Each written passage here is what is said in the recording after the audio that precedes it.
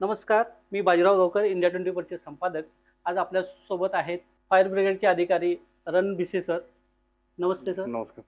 मी माझा प्रवास सांगायच्या आधी मी तुम्हाला हे सांगेन, की माझी 10वी पर्यंतचा जो अभ्यासक्रम झाला तो सेंट झेवियर हायस्कूलला झाला.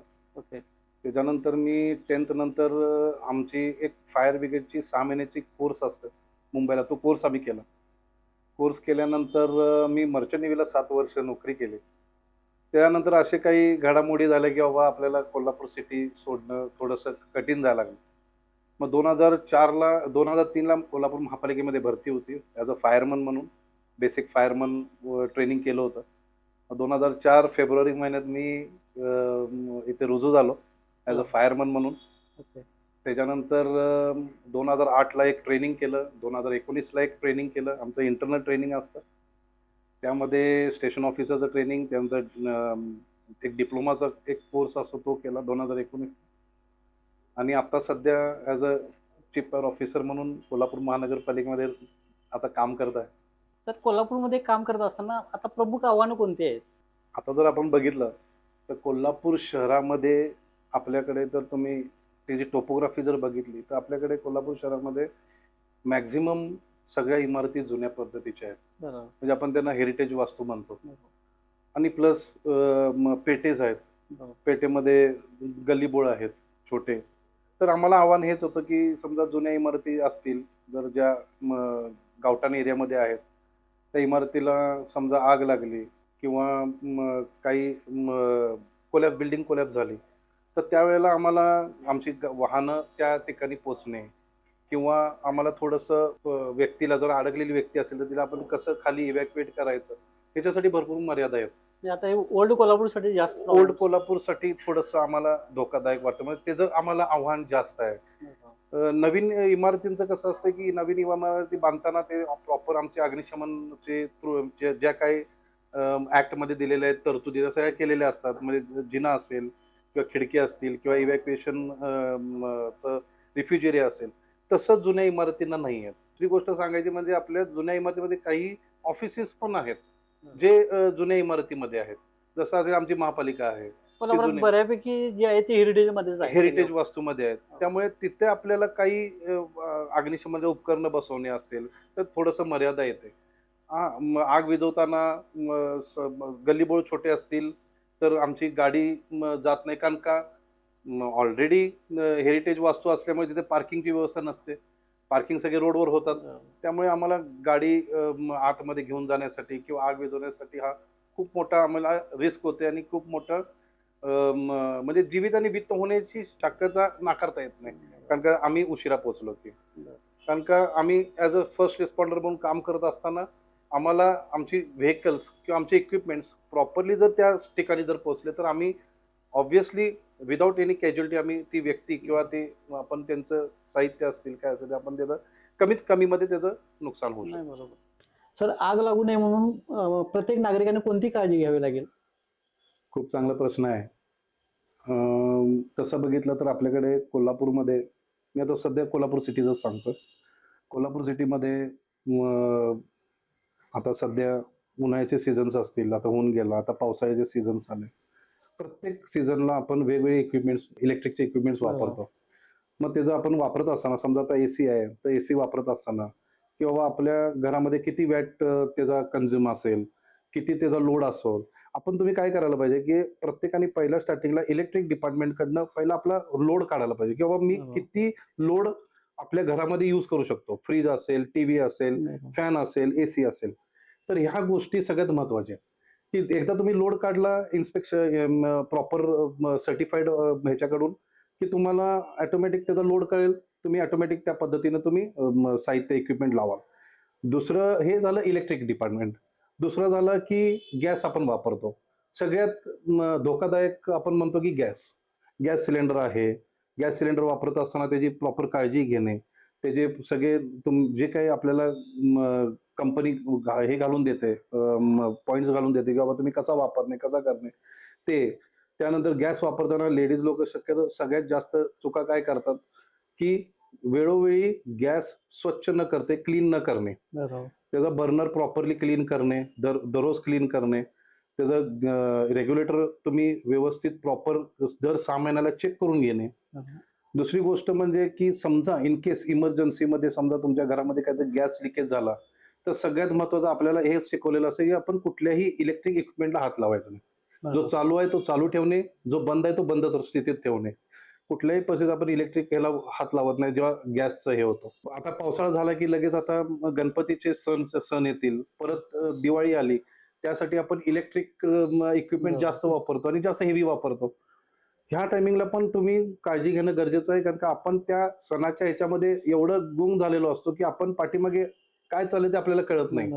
त्यासाठी फर्स्ट स्टेप आहे, की तुम्ही ज्यावेळेला तुमचं घर तुमचं जेव्हा तुम्ही सेफ ठेवाल, ह्याचा अर्थ की तुम्ही तुमची फॅमिली सेफ ठेवाल. म्हणून आमचं हेच असतं, की तुम्ही जेवढं तुमच्या घरामध्ये इक्विपमेंट्स वापरताय, भले गॅस असेल, इलेक्ट्रिक हे जर तुम्ही प्रॉपर गेजचे आणि प्रॉपर याचे जर वापरले, तर तुम्ही साहजिकच आहे तुम्ही 0% म्हणजे काय म्हणतो आपण त्याला 100% लाईफ सेव्हिंग अप्लायन्सेस मध्ये तुम्ही मोडू शकता किंवा तुम्ही असं तुमच्या ह्याच्यामध्ये कधी असा हॅवॉक होणार नाही की आग लागून असं तुमच्या घरामध्ये झालंय.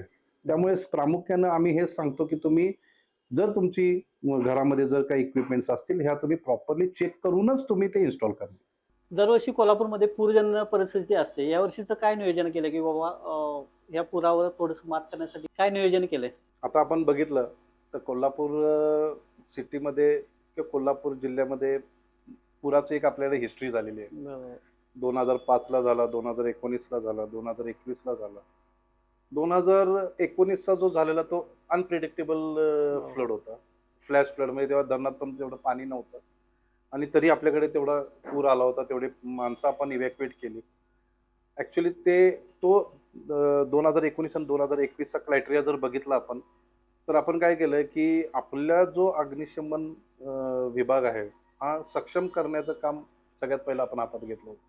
त्यामध्ये आपल्याला मान्य कमिशनर्स असतील, आमचे HOD असतील, ॲडिशनल कमिशनर यांचं पण मार्गदर्शन आम्हाला लाभलं. त्याच्यामध्ये आम्ही सर्वात प्रथम बोटी, त्यानंतर म्हणजे पुरासाठी वापरण्यात येणार म्हणजे पूरसाठी जे आपण वापरतो इक्विपमेंट ते बोटी असतील, त्यानंतर लाईफ जॅकेट असतील, लाईफ बॉय असेल. आता आपण नव्याने ह्याच्यामध्ये रिमोट कंट्रोल लाईफ बॉयचं विकत घेतलेले आहेत. त्यानंतर आपल्याकडे थर्मल कॅमेरे आहेत. समजा इन केस रात्रीच्या वेळेला कोणतं पुरात अडकला असेल तर थर्मल कॅमेऱ्याने आपल्याला त्या माणसाची इमेज कळते की बाबा तो किती अंतरावर आपल्याबरोबर बोलतोय किंवा तो त्याचं अंतर किती आहे. ह्या गोष्टी ह्या इक्विपमेंट्स आपण अद्ययावत केल्यात. आपण जर बघितलं तर पश्चिम महाराष्ट्रामध्ये जेवढे इक्विपमेंट्स आपल्याकडे आहेत ते म्हणजे पश्चिम महाराष्ट्राच्या तुलनेतनं आपल्याकडे कोल्हापूर महापालिकेत खूप चांगले इक्विपमेंट्स आहेत. मग ह्याच्यामध्ये वेगवेगळे कटर्स असतील, त्यानंतर वेगवेगळे आता समजा पावसामध्ये काय काय होतंय, सगळ्यात जास्त पावसामुळे हानी मनुष्य हानी कुठे होऊ शकते, बिल्डिंग कोलॅप्समध्ये. मग समजा आता बिल्डिंग कोलॅप्स कुठली असेल, मग समजा बिल्डिंग कुठली कोलॅप्स झाली तर ते बिल्डिंग त्या डेब्रीमधनं त्या माणसाला कसा बाहेर काढायचा ह्याच्यासाठी आपल्याकडे विक्टिंग लोकेशन कॅमेरा आहे, आपल्याकडे ड्रोन कॅमेराज आहेत. ह्यामुळे आपण ह्या ह्याच्यामध्ये बघत असताना शक्यतो आम्ही नागरिकांना बोटींनी इव्हॅक्युएट करता म्हणजे आपल्याला भाग पाडणार नाही ही आम्ही काळजी घेतो, कारण का बोट आली की रिस्क आली. म्हणून शक्यतो आम्ही ह्या तुमच्या माध्यमातून पण नागरिकांना हे सांगू शकतो की तुम्ही जसं प्रशासनाचं ज्या काही इन्स्ट्रक्शन्स येतील की इव्हॅक्युएशन करण्यासाठी किंवा घर सोडण्यासाठी तर त्याप्रमाणे तुम्ही त्या वेळेला जर फॉलो केलं तर तुम्हाला मग ते जड जाणार नाही. ते म्हणजे एकदम सोप्या पद्धतीनं होऊन जाईल. अचानक जर पाणी आलं तर तुम्ही मग स्वतःला वाचवणार का तुमचे डॉक्युमेंट्स घेणार. ह्यामध्ये काय होतंय की माणूस ज्या वेळेला अचानक फ्लॅश फ्लड येतो, पब्लिकला जर कळालं नाही तर तो काय करतो, आपले डॉक्युमेंट्स घेणे हे घेणे ह्याच्यामध्ये तो गुंग राहतो. त्याच्यामध्ये वॉटर लेवल वाढते आणि त्यामध्ये तो ट्रॅप होतो. आपल्याला हेच त्यांना सांगायचं आहे की हे असं न करता आपल्याला काही टाइम दिलेला आहे. त्या टाइम मध्ये तुम्ही त्या टाइम बॉन्ड मध्ये जर तुम्ही ते सगळं तुमचे साहित्य, तुमचे गोळ्या महत्वाच्या, तुमचे डॉक्युमेंट्स हे जर तुम्ही प्रॉपरली जर घेऊन जर इव्हॅक्युएट झाला म्हणजे तुम्ही त्या पुरावर मात करू शकता. आधीच अलर्ट राहिलं पाहिजे. आधीच अलर्ट असणं गरजेचं आहे आणि प्रशासनाने वेळोवेळी तुम्हाला ज्या वेळेला इन्स्ट्रक्शन देतील ते इन्स्ट्रक्शन फॉलो करणं बरोबर. फक्त एवढाच प्रश्न आहे.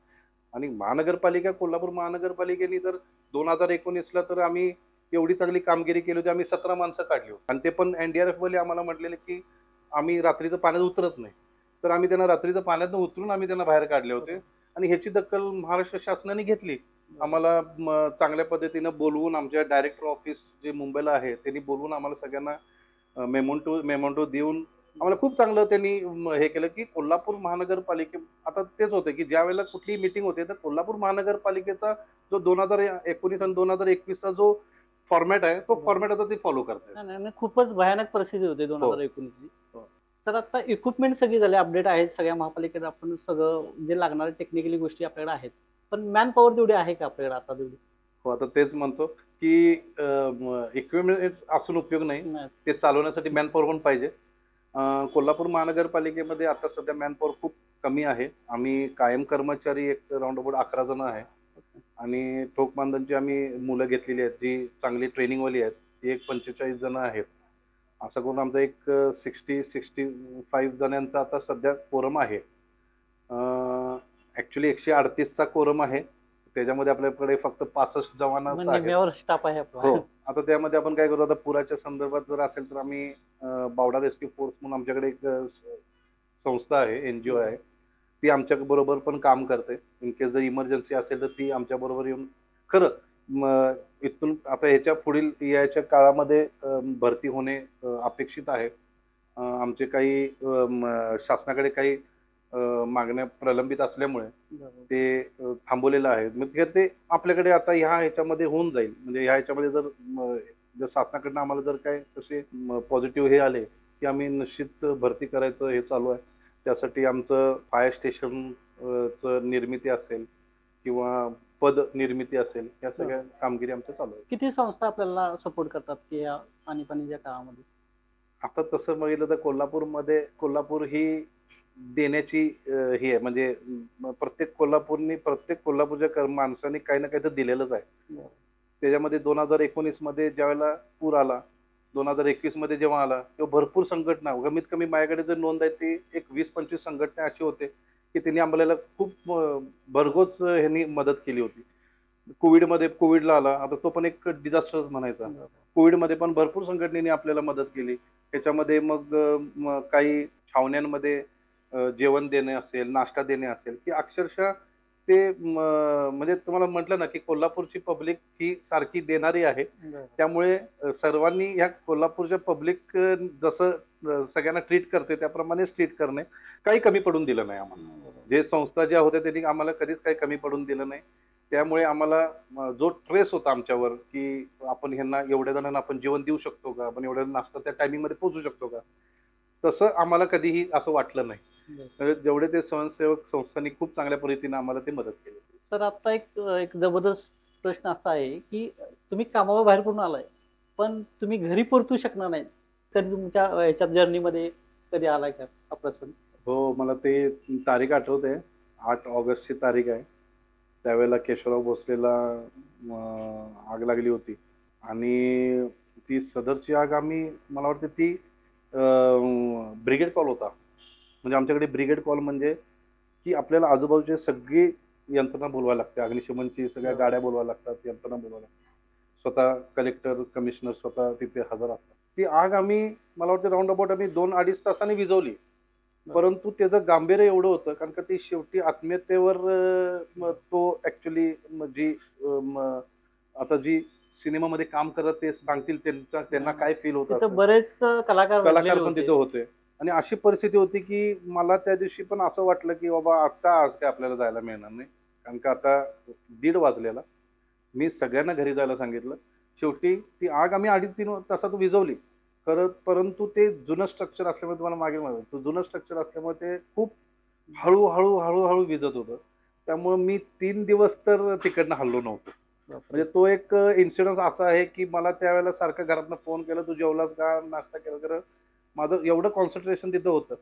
कारण का ही ही जी घडलेली गोष्ट आहे ही ॲक्च्युअली महानगरपालिकेला खूप मोठा आघात हे केला तिने, की स्वतःची वास्तू महानगरपालिकेची आणि स्वतः वास्तू जळत असताना मी आग विझवतोय. तर आग विझवताना थोडंसं दडपण पण होतं, की बाबा मनात हे पण होतं, की असं वास्तूला कधी उभं राहील का, आणि ही जर पेटले नाही, म्हणजे त्यामुळे कोल्हापूरची कलानगरीची एक हा त्यामुळे एक थोडंसं एक, आणि मी स्वतः कोल्हापूर सिटीमध्ये असल्या कोल्हापूरमध्ये राहत असल्यामुळे मी लहानपणापासून ते बघितलेलं आहे. त्यामुळे थोडंसं हे होतं की तो जो 4 दिवस होते, ते 4 दिवस मी घरी म्हणजे शक्यतो गेलोच नव्हतो, कारण का ते परत नंतर त्यांच्या विजिट्स होत्या, सगळ्यांच्या सीएमचे विजिट्स होत्या. त्यामुळे आम्ही शक्यतो जेवढं घरी कमी वेळ देईल तेवढं आम्ही काम केलं. कधी असा क्षण आलाय की बाबा ती मी नोकरी बजावतोय आणि माझा आज शेवटचा दिवस असेल, की त्यामध्ये एकदम भीषण आग आहे आणि ती त्याच्यात मग माझं बरं वाईट होणार आहे, असा कधी क्षण कधी आलाय का सेवा बजावत असताना? हो, 8 ऑगस्ट ती तारीख मी विसरणार नाही. नाट्यगृह. केशवराव भोसले नाट्यगृहाचा विषय होता. 9:30 वाजता मला जेव्हा फोन आला तेव्हा मी त्या स्पॉटवर होतो. सगळेच स्पॉटवर होते त्या, आणि ॲज अ ऑफिसर म्हणून मला फक्त इन्स्ट्रक्शन द्यायचे होते. खरं त्याचा जो रौद्र रूप मी जेव्हा बघितलं आगीचं, त्यावेळेला मी, माझे 2-3 फायरमन, आम्ही स्वतः आत जाऊन फायर फायटिंग करत होतो. तर अक्षरशः तुम्हाला पटणार नाही की वरनं गर्डर्स खाली पडत होते, आणि ते आम्ही त्या ह्याच्या आपलं जे डोअरचं एंट्रन्स होतं, त्या एंट्रन्सच्या इथे त्या चौकटीवर उभा होतो, आणि मी सगळ्यांना इन्स्ट्रक्ट देत होतो चौकटीत उभं राहायचं आणि हेल्मेट घालायचं. गॅरंटी नव्हती आमची त्यावेळेला. म्हणजे काय झालं होतं की आम्ही वरच्या फ्लोअरला गेलो होतो, आणि वरच्या फ्लोअरवर ती आग एकदम भडकत होती, कारण आमच्या माझे गंबूट वितळलेले, तर एवढं ते गर्डल्स गरम झाले होते. म्हणजे अशी परिस्थिती झाली होती की जर बायचान्स जर इकडनं काहीतरी माझ्याकडनं जर काही चूक झाली तर आपलं काय खरं नाही. ही गोष्ट त्यावेळेला आम्हाला जाणवली की आपण किती रिस्क घेऊन काम करतोय. तर होप सो की ते खूप लवकर काम आमच्या हातनं पूर्ण झालं. मग तो एक दिवस मला आठवतोय. आणि दुसरं एक हे असं आठवतंय की आम्ही अतिक्रमण काढायला गेलेलो, आणि अतिक्रमण काढत असताना अचानक कमिशनर मॅडम, आम्ही सगळेजण, तेव्हा बिद्री मॅडम होत्या कमिशनर म्हणून, आम्ही एका टेरेसवर उभा होतो, आणि आम्ही चाललेलं आमचं की त्यांचं सगळ्याचं चेकिंग चालू होतं, आणि बरोबर माझ्याच खालचा स्लॅब सुटला, आणि मी डायरेक्ट वर फर्स्ट म्हणजे 3rd फ्लोअर पासून ग्राउंड फ्लोअरला पडलो. तो एक इन्सिडेंट मला चांगला आठवतोय. आणि त्यावेळेला त्या जेसीपी ऑपरेटरमुळे मी वाचलो. त्या जेसीपी ऑपरेटरने डायरेक्ट जेसीपी त्या बिल्डिंग मध्ये घालून, म्हणजे त्या जुनी इमारत होती, जुन्या इमारतीमध्ये मला त्या ह्याच्यातनं उचललेलं, त्या बकेटमध्ये उचललेलं. पुनर्जन्म आहे. हा, म्हणजे हे इन्सिडेंट्स आम्हाला 2 प्रामुख्यानं म्हणजे तुम्हाला सांगायचं. सर, तुम्हाला कुटुंब आणि कर्तव्यावर जर निवड करायची सांगितली तर कशाला प्राधान्य द्याल तुम्ही?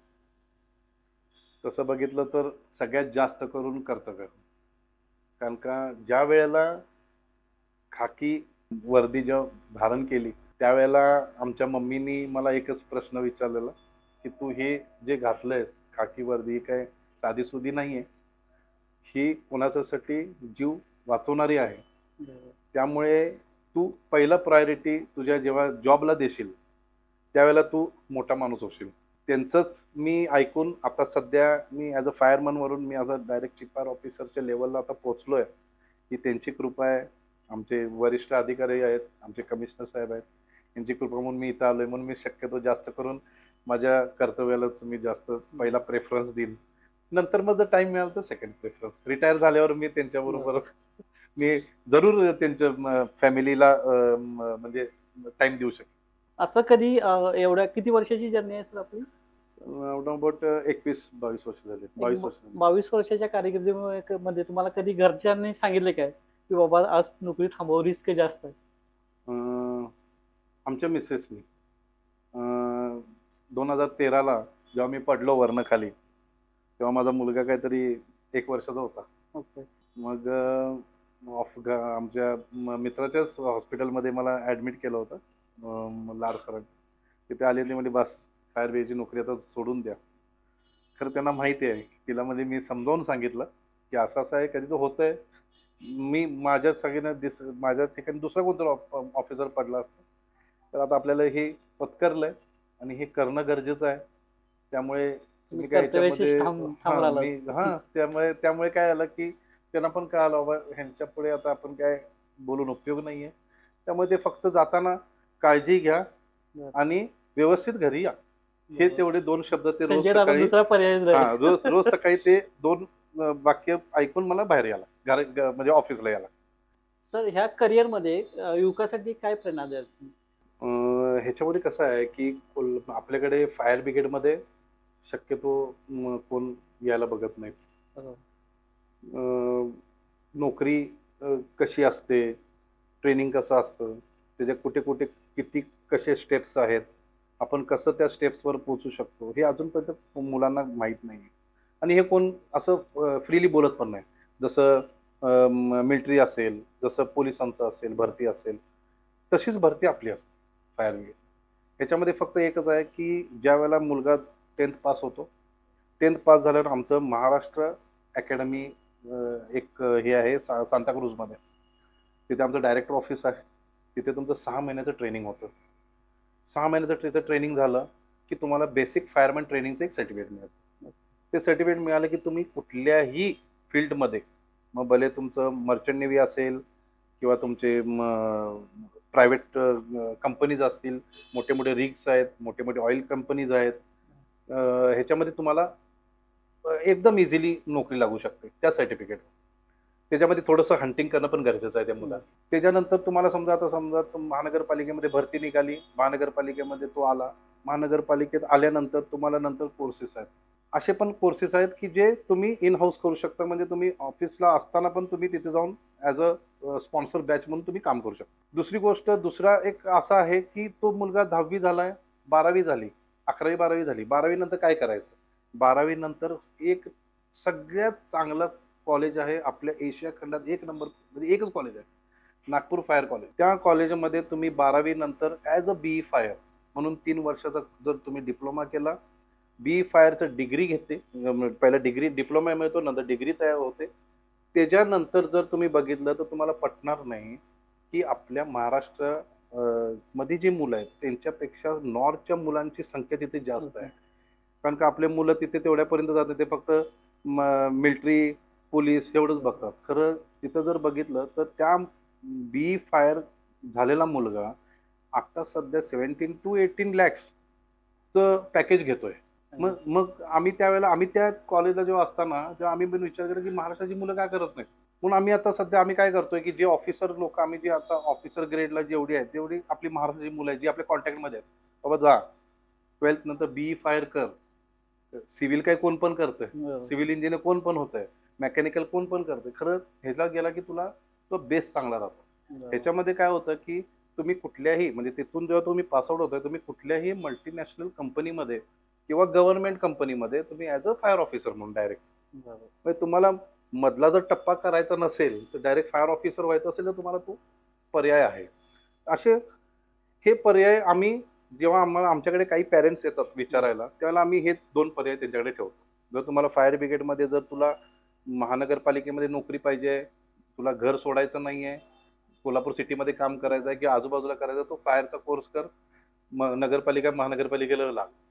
जर तुला पुढे जर जंप करायचं असेल, थोडंसं तुला काही मुलांना अचिव्हमेंट साठी बाहेर जायचं असतं, हा कोर्स कर, तुला ऑब्व्हियसली तिथे हे मिळणार.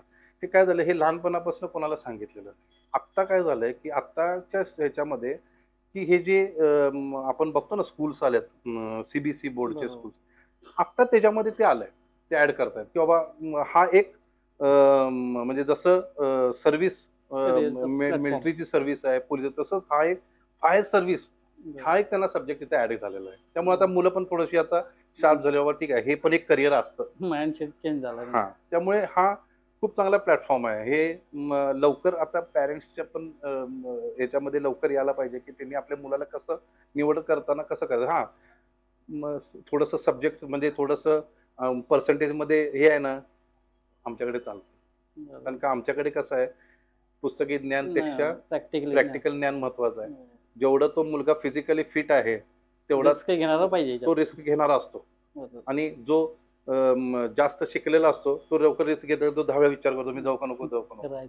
त्यामुळे आम्ही शक्यतो तशी जी मुलं आहेत त्या मुलांना आम्ही जास्त करून प्रोत्साहन करतो की तुम्ही त्याचंच करिअर तुम्ही निवडू. त्यामुळे हे करिअर खूप चांगलं आहे आणि हे प्रत्येकाने त्याचा माहिती घेणं गरजेचं आहे. मनापासून आभार. येणाऱ्या पूर परिस्थितीला तुम्ही नक्कीच मात कराल याबद्दल अपेक्षा व्यक्त करतो. धन्यवाद. थँक्यू.